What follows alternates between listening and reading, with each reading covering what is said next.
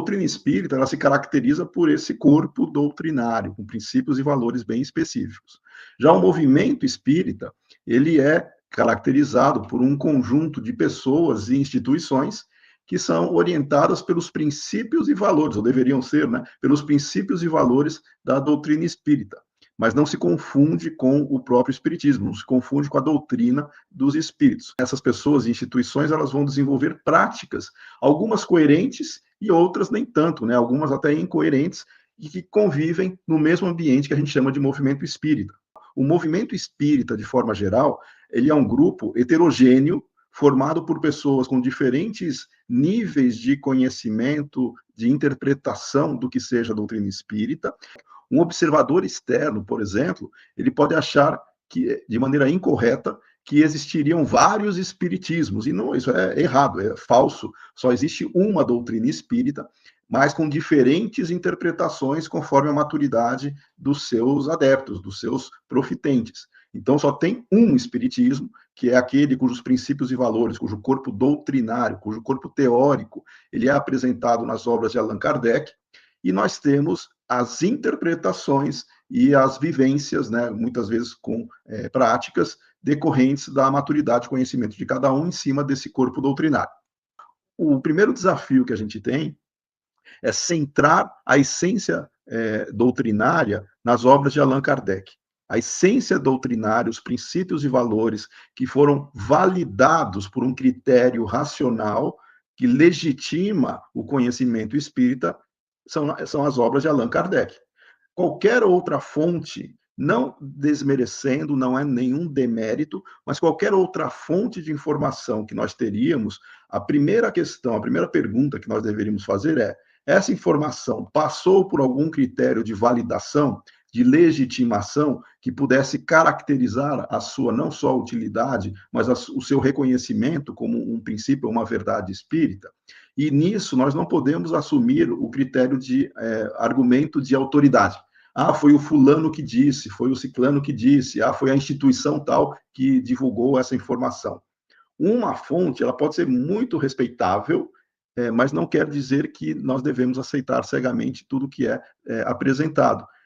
Quando nós falamos Allan Kardec, nós estamos nos referindo ao ensino dos espíritos, não é de um homem, é dos espíritos que foram devidamente validados, aí sim, por protagonismo de Allan Kardec, ele teve um papel fundamental, essencial na estruturação do espiritismo. Não haveria espiritismo como nós conhecemos hoje sem Allan Kardec, mas vamos separar que ele mesmo deixou isso muito claro. A doutrina espírita ou o espiritismo não é produto de um homem, ela é produto do ensino dos espíritos. O segundo desafio, que é avançar no estudo sério e aprofundado dessas obras, né, para conseguir essa emancipação, em momento algum isso vai significar algum distanciamento ou alguma omissão do aspecto moral por meio da prática da caridade. Porque tem, por incrível que pareça, gente no movimento espírita que acha que quando nós estudamos, nós deixamos de nos preocupar com a prática do amor e da caridade.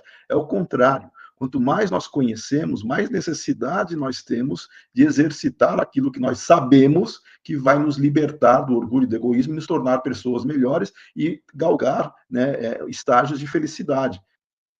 Que seria mais um terceiro desafio, seria essa adequação que nós temos de método para apresentar os princípios e valores espíritas, estimulando aqueles que estão chegando e quem já está no movimento espírita a aprofundar esse processo, tanto no aspecto pedagógico, agora eu vou usar o termo técnico mesmo, que seria para crianças, para a parte mais infanto-juvenil, quanto para o aspecto andragógico, né, que seria já para adulto.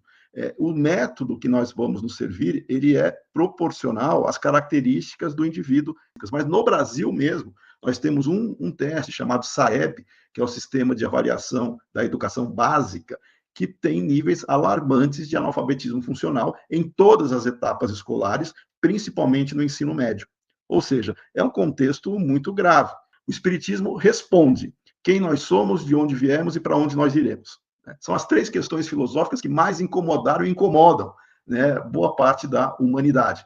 Para a pessoa fazer essa reflexão, ela tem que se autoconhecer desde o processo evolutivo. Antes disso, né, desde os elementos gerais do universo, espírito e matéria, conhecer o processo evolutivo do espírito, a sua individualização enquanto ser inteligente que povoa o universo, além do mundo material, o processo, as etapas que esse ser inteligente vai se desenvolvendo em termos de realização interior, passando dos seus estágios primitivos até alcançar o estágio máximo, né, que seria a sua plena realização como espírito puro. Todo esse processo de desenvolvimento, ele não é contado numa historinha. Ele é feito em termos de reflexões que os espíritos apresentam as evidências, mas que a gente consegue trabalhar essas questões aplicando no nosso dia a dia em termos de conduta, em termos de compreensão da onde nós estamos.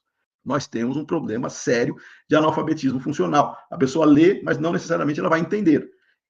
Como que as casas espíritas, então, poderiam ou deveriam trabalhar essas questões? Primeiro que ela não basta só a simples exposição.